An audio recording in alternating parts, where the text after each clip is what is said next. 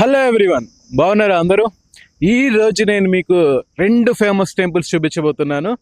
So first temple వచ్చేసి మనకి కీసరగుట్ట మన శివయ్య టెంపుల్, అట్లానే రెండో టెంపుల్ వచ్చేసి చీర్యాల శ్రీ లక్ష్మీ నరసింహస్వామి టెంపుల్. సో అవన్నీ నా కళ్ళతో, మన కెమెరా కళ్ళతో మీరు వెళ్ళి చూసిన ఫీల్ ఇవ్వబోతున్నాను.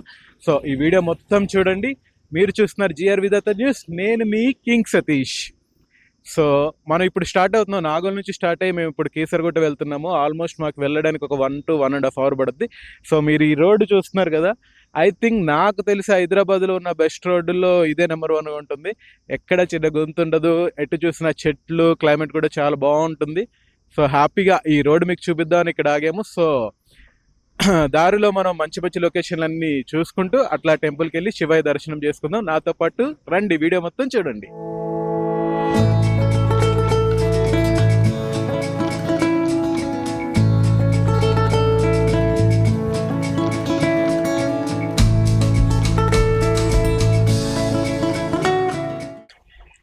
ఈ పచ్చని పొలాలు ఇవన్నీ చూసి మేమేదో పల్లెటూరుకి వచ్చామని ఆశ్చర్యపోతున్నారా? కాదండి, ఇది మన హైదరాబాదే.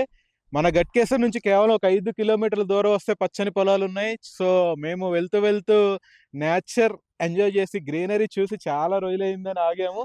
ఇవన్నీ కూడా మీకు ఐడియా ఉంది కదా, చెరుకు తోటలు. అక్కడ ఏదో పాము ఉందన్నాడ.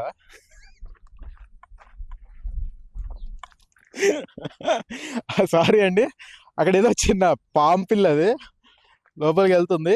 కరెక్టే లేవు, అవ్వున్న ప్లేసెస్కి మనం రాకూడదు, తప్పు రాదే అన్న. ఇక్కడ కొంచెం డేంజర్గా ఉంది, ఏవో ఉంది, అటు తీసుకుందాం. సో చూడండి, మీరంతా హ్యాపీగా పచ్చని పొలాలు ఉన్నాయి ఇక్కడ.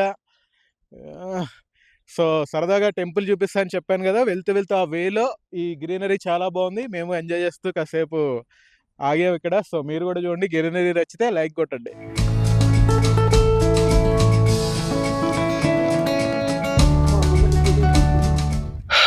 ఫైనల్లీ అటు తిరిగి ఇటు తిరిగి కీసరగుట్ట అయితే చేరుకున్నాము. మీరు ఇప్పుడు చూస్తున్నారు కదా, కీసరగుట్ట దేవస్థానం ఎంట్రన్స్ కమాన్ ఇది. సో ఇక్కడ నుంచి కరెక్ట్గా ఒక 2.5 to 3 kilometers వెళ్తే మనం గుడిని చేరుకోవచ్చు.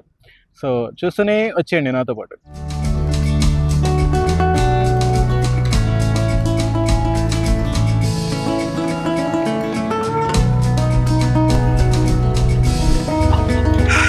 మనం మెల్లగా ఈ రూట్ లోంచి వెళ్తూ ఉన్నాము. క్లైమేట్ అండ్ లొకేషన్స్ అయితే అదిరిపోయినాయి. ఈరోజు మేము బయలుదేరిన ముహూర్తం అయితే సూపర్ గా ఉన్నట్టుంది. సో స్టార్టింగ్ లో మనకి ఇక్కడ ఒక చిన్న గుడి ఉంటుంది. సో ఇది ఇట్లా చూస్తూ వెళ్తున్నాము. సో ఇక్కడ ఇది నాగమ్మ తల్లి గుడి. సో కొంచెం ముందుకెళ్తే ఇంకొక హనుమాన్ టెంపుల్ ఉంటుంది చిన్నది. మనం అది చూసుకుని అసలైన టెంపుల్కి వెళ్ళిపోదాం. ఇప్పుడు మనం గుడికి దాదాపు 1 kilometer దూరంలో ఉన్నాము. సో శివరాత్రి రోజు జాగారం చేయడానికి ఇక్కడి నుంచే క్యూ ఉంటుంది. ఇంకెక్కడి నుంచి వెహికల్స్ వెళ్ళడం అనేది చాలా కష్టము. దాదాపు శివరాత్రి రోజు ఈ గుడికి చేరుకోవాలంటే మనకి దాదాపు 3 నుంచి 4 గంటలు పడుతుంది. జస్ట్ ఈ 1 kilometer దూరానికి నేను చెప్తున్నాను. సో ఇంకెక్కడి నుంచే చాలా మంది వెహికల్స్ అన్ని పక్కకు ఆపుకుని నడుచుకుంటూ వెళ్తారు. 1 kilometer దూరం కూడా నడుచుకుంటూ వెళ్తారు. సో శివరాత్రి రోజు ఈ గుడికి రావడం, ఇక్కడ జాగారం చేయడం జన్మజన్మల పుణ్యము. అదే కాకుండా ఇంకా అదృష్టం కూడా ఉండాలని చెప్తూ ఉంటారు. ఎందుకంటే ఇక్కడికి చేరుకోవడమే చాలా కష్టం, అంత పబ్లిక్ ఉంటారు ఆ రోజు. ఇప్పుడు మనం కీసరగుట్ట టెంపుల్ చెక్ పోస్ట్ దగ్గరికి వచ్చాము. సో దర్శనానికి వెళ్ళే వాళ్ళు ఎవరైనా సరే ఇక్కడ 2-wheeler కి అయితే 25 rupees, 4-wheeler కి అయితే 50 rupees ఇవ్వాలి పార్కింగ్ కోసము. సో మేము ఫ్రెష్ కాబట్టి మా మీద అభిమానంతో, మా ఛానల్ మీద ఉన్న గౌరవంతో వాడు మా దగ్గర డబ్బులు తీసుకోలేదు. సో ఫ్రీగానే వచ్చేస్తాం. అలా చూడండి, భక్తులందరూ కూడా మనకి హాయ్ చెప్తున్నారు. జిఆర్ విధాత న్యూస్ అండి, చూస్తుండండి. 2 days లో అప్లోడ్ చేస్తాం. మీరు ఇప్పుడు చూస్తున్నారు కదా, టోటల్ టెంపుల్ వ్యూ అద్దరిపోయింది కదా. సో ఇక్కడ నుంచి క్యూలు ఉంటాయి. శివరాత్రికి ముందు రోజు, శివరాత్రి రోజు అసలు దర్శనం జరగాలంటేనే ఒక చాలా అదృష్టం ఉండాలి. 4-5 గంటలు పడితే, అది కూడా స్పెషల్ దర్శనం. ఇంకా నైట్ అంతా ఉండాల్సిందే ఫ్రీ దర్శనం అయితే. ఇంకా టోటల్గా ఈ రోడ్ అంతా కూడా షాప్స్ ఉంటాయి మనకి. సో ఇప్పుడు మనం శివరాత్రి కాదు కాబట్టి నార్మల్గా వెళ్ళి దర్శనం చేసుకుందాము. నార్మల్ డేస్ కాబట్టి మీకు ఇంత ఖాళీగా అనిపిస్తుంది. అదే సాటర్డే, సండే, మండే అయితే ఫుల్ పబ్లిక్ ఉంటారు. సో మీకు ఇటుపక్క కనిపిస్తుంది కదా, ఇవన్నీ పార్క్స్. సో పిల్లలు ఆడుకోవడానికి పార్క్స్, అలాగే క్యాంటీన్స్ అవన్నీ చాలా ఉంటాయి. మీకు రిటర్న్లో చూపిస్తాను నేను. సో నందీశ్వరుడికి హాయ్ చెప్పి నమస్తే చెప్పి మనం గుడి దగ్గరికి వెళ్దాం. సో కింద అయితే ప్లేస్ మొత్తం చాలా నీట్గా ఉంది. వీళ్ళు మెయింటెనెన్స్ అయితే బాగా చేస్తారు. ఎక్కడ కూడా డస్ట్ కానీ ఏమీ ఉండదు. ప్లాస్టిక్ కూడా దగ్గరలో ఎవరు యూజ్ చేయరు. సో మీరు ఇప్పుడు చూస్తున్నారు కదా, ఇది స్టెప్స్ వే అనమాట. నేను చెప్పే కదా శివరాత్రి టైంలో ఈ లైన్స్ అన్నీ కూడా ఉంటాయి. సో స్లోప్ అయితే బాగానే ఉంటుంది, బట్ ఏం పర్లా, కొంచెం నాలా అటు ఇటు డ్రైవింగ్ వచ్చినా ఎక్కించవచ్చు.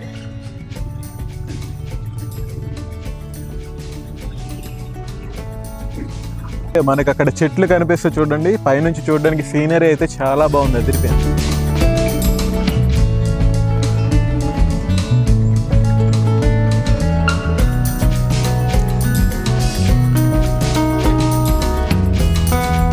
సో మీరు ఇక్కడ చూడొచ్చు, మన ఫ్రెండ్స్ ఉన్నాయి, ఏదో బిజీగా ఏమో చేసుకుంటున్నాయి. సో మీకు అక్కడ కనిపిస్తుంది కదా, మరి వాళ్ళ దగ్గరికి వెళ్తే బాగుండదేమో. సో చిలుక ఏంటది, జ్యోతిష్యం జాతకం చెప్పించుకుంటారు. సో అదొక సరదా ఎంటర్టైన్మెంట్, వాళ్ళు బతకాలి కదా, బాగుండింది. నేను చెప్పించుకుంటే నీ లైఫ్లోకి ఒక పిల్ల వస్తుంది, చుక్కలు చూపిస్తుంది అని చెప్పాడు. జరిగిందండో, నిజంగానే పిల్ల వచ్చింది, దోల తీర్చేసింది. మీరు ఇక్కడ చూస్తుంటే అక్కడక్కడ ఇలా విగ్రహాలు ఏదో ఎవరో విసిరేసినట్టో లేదంటే పాడేసినట్టో అనిపిస్తుంది కదా. యాక్చువల్లీ దీనికి ఒక పెద్ద స్టోరీ ఉందండి. ఈ వీడియో మొత్తంలో అదే హైలైట్. సో చెప్తానే ఉంటాను, ముందు చూద్దాం.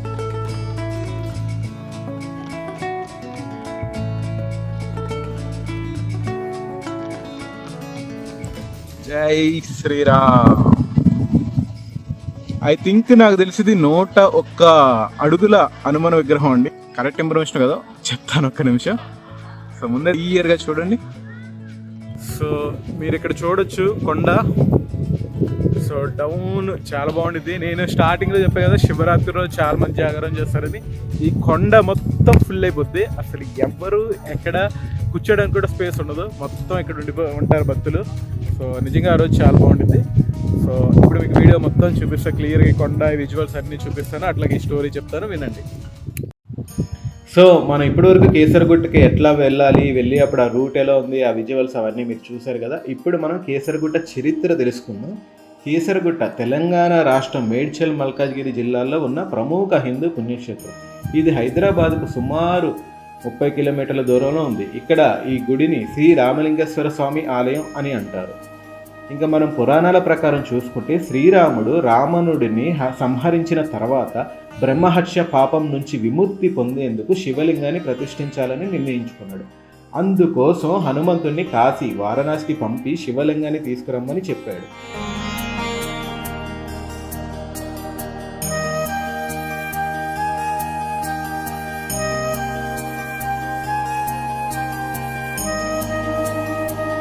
హనుమంతుడికి ఎలా తీసుకురావాలో ఏం తీసుకురావాలో తెలియక దాదాపు 101 శివలింగాల్ని తీసుకొద్దామని డిసైడ్ అయ్యి తను వచ్చేసరికి శివలింగాల్ని తిరిగి వచ్చేసరికి ముహూర్త సమయం ముగిసిపోతుండటంతో రాముడు స్వయంగా శివుని ప్రార్థించి అక్కడ లింగాన్ని ప్రతిష్ఠించడం జరిగింది. హనుమంతుడు ఆలస్యంగా వచ్చి ఈ విషయం చూసి కోపంతో తను తీసుకువచ్చిన శివలింగాలను చుట్టుపక్కన విసిరేశాడు. ఈ కారణంగానే ఈ ప్రాంతంలో అనేక శివలింగాలు కనిపిస్తాయి. మీరు ఇప్పుడు చూస్తున్న చాలా శివలింగాలు స్వయంగా హనుమంతుడు విసిరేసినవి అని ఇక్కడ చెప్తూ ఉంటారు. శ్రీరాముడు హనుమంతుడిని శాంతింపజేసేందుకు ఈ గుట్టకు కేసరగిరి అని పేరు పెట్టాడు. ఎందుకంటే హనుమంతుడు కేసరి అనే వానర రాజు కుమారుడు. కాలక్రమేపీ ఈ పేరు కేసరగుట్టగా మారింది.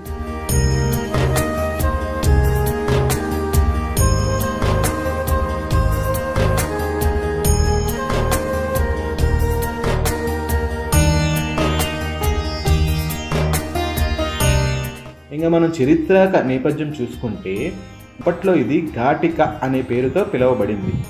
పురావస్తు శాఖ తవ్వకాల్లో జైన తీర్థంకరుల విగ్రహాలు, బౌద్ధ మతానికి సంబంధించిన అనేక అవవేశాలు వెలుగులోకి వచ్చాయి. ఇది హిందూ, జైన, బౌద్ధ మతాలు ఇక్కడ సహవాసం చేసినట్టు సూచిస్తుంది.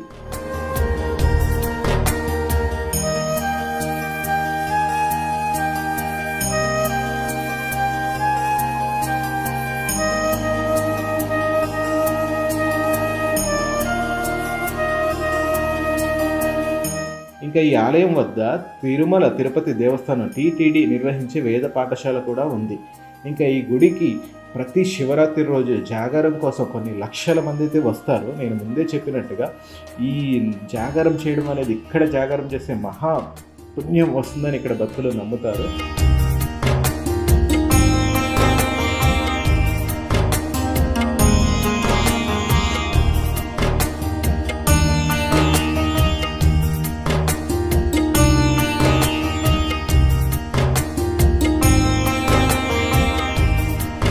ఒక్కసారి ఈ గుడికి వచ్చి దర్శనం చేసుకుంటే వాళ్ళు గట్టెక్కుతారు. వాళ్ళు చేసిన పాపాలు కూడా పోయి మళ్ళీ వాళ్ళకి మంచి రోజులు వస్తాయి, తిరిగి వాళ్ళు మళ్ళీ సంతోషంగా ఆరోగ్యంగా ఉంటారు అని ఇక్కడ భక్తులు నమ్ముతారు. సో మీరు శివరాత్రికి ఇక్కడికి వచ్చి జాగారం చేయడానికి ప్రయత్నించండి. లేదంటే మీకు కుదిరిన సమయంలో ఖచ్చితంగా ఈ గుడికి వచ్చి దర్శనం చేసుకోండి. సో స్వయంగా మీరు చూడొచ్చు, ఈ లింగాలన్నీ మీరు చూస్తున్నారు కదా. సో డైరెక్ట్ మీరు వెళ్ళి చూస్తే ఎంత బాగుంటుందో ఒకసారి ఊహించుకోండి.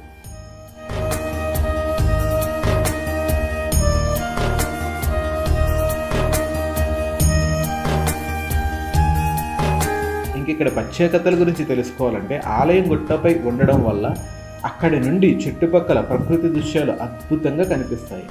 మీరు ఆ గుట్ట దగ్గర నుంచి చూసి ఆ పక్కన ఆ లేక్ కనిపిస్తుంది చూడండి. ఆ లేక్ చూడడానికి కూడా ఎంతో చూడముచ్చటగా ఉంటుంది. అలాగే చుట్టూ మనకి ప్రకృతి అడవి ఉంటుంది. సో ప్రకృతితో ఆ పచ్చదనంతో కళ్ళకి చాలా అంటే చాలా ఇంపుగా ఉంటుంది.